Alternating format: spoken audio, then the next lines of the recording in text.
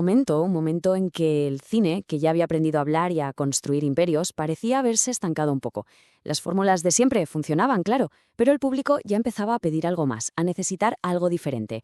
Pues bien, vamos a meternos de lleno en esa era, la de los visionarios, en el momento exacto en que 3 películas lo destrozaron todo.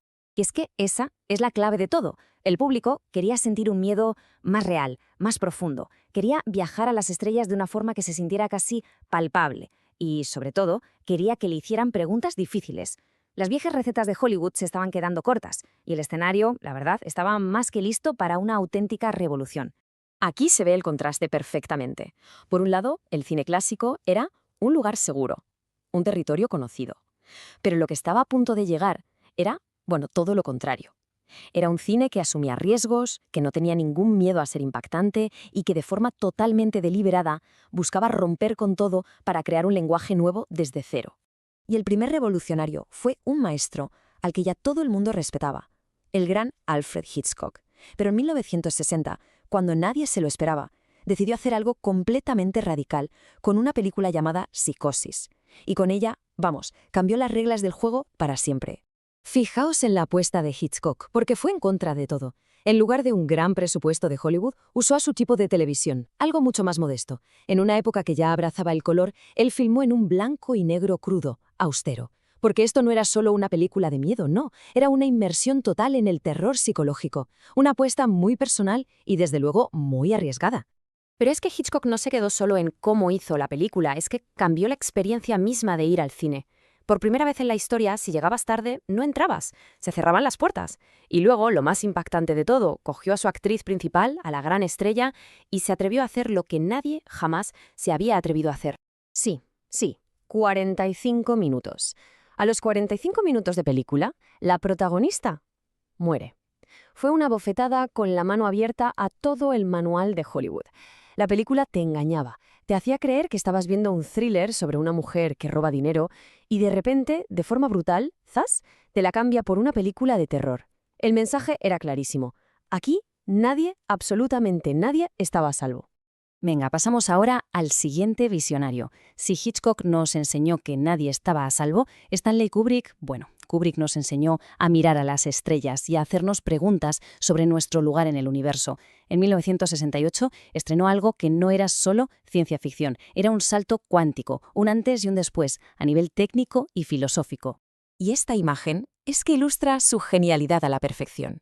En un único corte, Kubrick conecta la primera herramienta de la humanidad, un hueso, con la tecnología espacial del futuro. Millones de años de evolución resumidos en un solo segundo. Con esto demostró que el cine podía ser poesía visual en estado puro.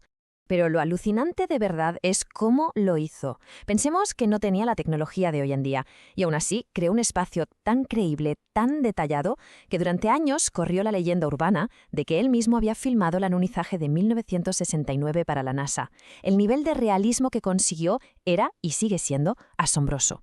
Y en mitad de toda esa maravilla visual, Kubrick nos presentó a HAL 9000. Y con este personaje, la película dejó de ser sobre naves espaciales para plantear una de las preguntas más profundas que existen. ¿Cuál es la relación entre la humanidad y sus creaciones? Sobre todo cuando hablamos de inteligencia artificial. Nos dejó con un escalofrío que, la verdad, dura hasta hoy.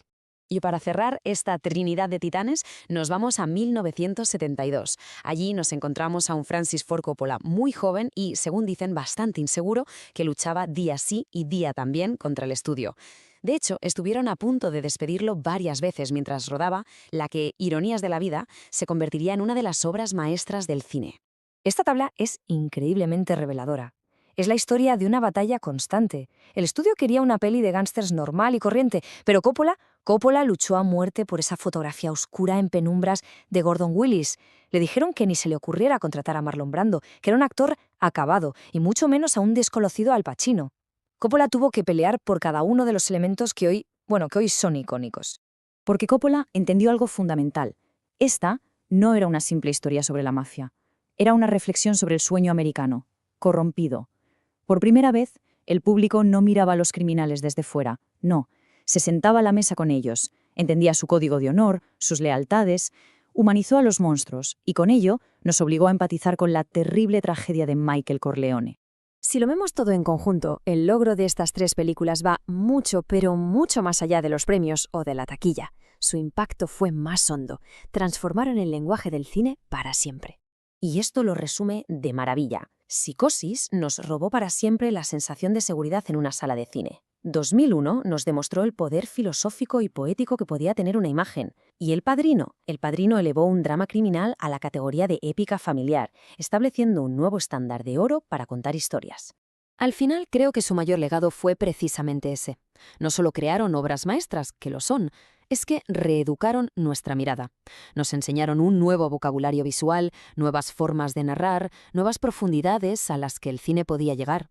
El cine moderno, tal y como lo conocemos, nació con ellos. Y esto nos deja con una pregunta final, para darle vueltas. De estos tres gigantes que tiraron abajo las viejas estructuras para construir algo nuevo, ¿cuál de ellos dejó la huella más profunda en el cine que vemos hoy en día? El debate, desde luego, está servido.